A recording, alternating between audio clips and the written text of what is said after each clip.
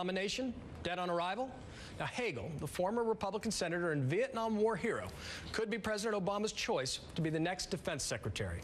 But today, he's under attack by a group of gay Republicans known as the Log Cabin Republicans. Now, this full-page ad said Hagel's wrong for the job because of a statement he made back in 1998 when he questioned whether, in his words, a, quote, openly, aggressively gay nominee could be an effective U.S. ambassador. Now, a lot's changed since then, and Hagel has since apologized, though he's also come under attack for what some folks believe are controversial beliefs on Israel, Iraq, and Iran. Are these attacks justified, or is he just the latest political target in an ugly game of gotcha politics? Out front tonight, CNN contributor Ryan Salam, Roland Martin, and Anna Navarro, all-star panel. What's happening? All right, listen, Ryan, let me start with you. Let's look at just Chuck Hagel's credentials. Vietnam War veteran, as I said, 2 Purple Hearts, former member of the Senate Foreign Relations Committee. Now, that's more military experience than most secretaries of defense. Hagel himself has argued that that position should be filled with someone who's been a grunt on the ground and understands those concerns.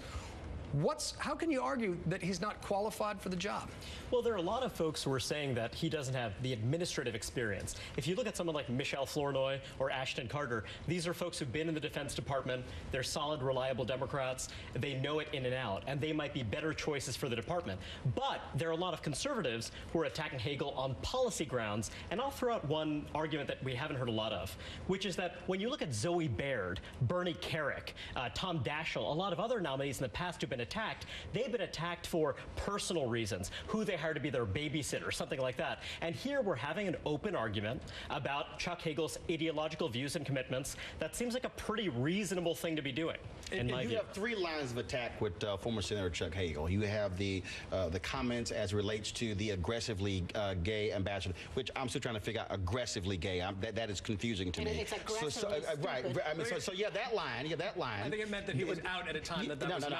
I know that, but still, it was nuts. So yeah, that line. Then, of course, you have the folks who are attacking him, again, when it comes to policy. But then you have Democrats who really are angry at the president by saying, my God, why do you Democrats keep trying to find Republicans to be your secretaries of defense? Can't you find a Democrat to do it? Because Bill Clinton, of course, had Bill Cohen. So he's getting hit from so many different sides. He has few allies in this thing. He's getting hit from Republicans. I mean, he's getting hit from every side. I really think it was an obtuse choice. And what the White House has done in floating his name and then being MIA. So yeah, Chuck Hagel's nomination is DOA, and in the meantime, the White House is MIA. And he's got, John, you got to work. No, they haven't. You got to work really, really hard to find a nominee who is offensive to Democrat-based constituencies like gay advocates, like Israel advocates, like environmentalists, because he's got issues on that front too, and who's also offensive to Republicans. So you really have to work hard to find a combination. I think there's been a group of folks. Totally strong point. I mean, he has no one in his corner, basically, except for critics of Israel. Well, and you talked about Bill Cohen as Secretary of Defense. Do you know Bill Cohen got nominated and approved unanimously by the U.S. Senate? This guy, John Kerry, is liked by more Republicans than this guy. Chuck Schumer won't commit to supporting Chuck Hagel. Very different time when there were, but we've got a record of Democratic presidents picking Republicans to be Secretary of Defense. Bill Cohen, Bob Gates. This should fall in this. Let me ask this, because there's no record of Republicans picking Democrats to be Secretary of Defense. That is in fact the case. But listen, let me ask you this, Anna, as a Republican, because you raised the point no one's coming to his defense. Well, that's not really the case. There are a whole bunch of folks coming to his defense. Let me name just 4. Bipartisan group of former Secretaries of Defense and National Security Advisors, Frank Carlucci, Jim Jones, Brent Scowcroft, Zbigniew Brzezinski. They co-signed a letter in the Washington Post. And let me just read what they said. We strongly object, as a matter of substance and a matter of principle, to the attacks on the character of former Senator Chuck Hagel. Mr. Hagel is a man of unshakable integrity and wisdom who has served his country in the most distinguished manner in peace and war. Now, that is Reagan's Secretary of Defense. That is a bipartisan group of highly respected people. Why shouldn't those voices be as loud as special interests waging a campaign against Chuck Hagel? I don't think gay advocates, I don't think Israel advocates are special interests. They are incredibly important base constituencies to the Democrat Party. They are also very significant significant in our society. There are people, and let's also talk about this with the gay comment he made. First of all, I think it shows a tremendous bias. I don't know what aggressively gay is. I can only describe it as aggressively stupid. I've asked every gay friend of mine to be aggressively gay, and I have not been able still to get an answer. And the next Secretary of Defense is going to have to implement the full integration of gays openly into the military. One problem with your list. Not a single one of those folks, they have a vote. And so the real issue is, will you have senators who come out and step up? And again, just like we discussed last night with Susan Rice, the president, he needs to say, if this is my guy, nominate. And there's a traveling problem because the president does need to back these folks. This is a outreach to the Republicans. That's part of the irony. But Ryan, you mentioned that he's come under fire for his views on Israel. I went back and I read Chuck Hagel's memoir, and I want to read you a quote on Israel in the book. He said, quote, "There is one important given in peace negotiations. It's not negotiable.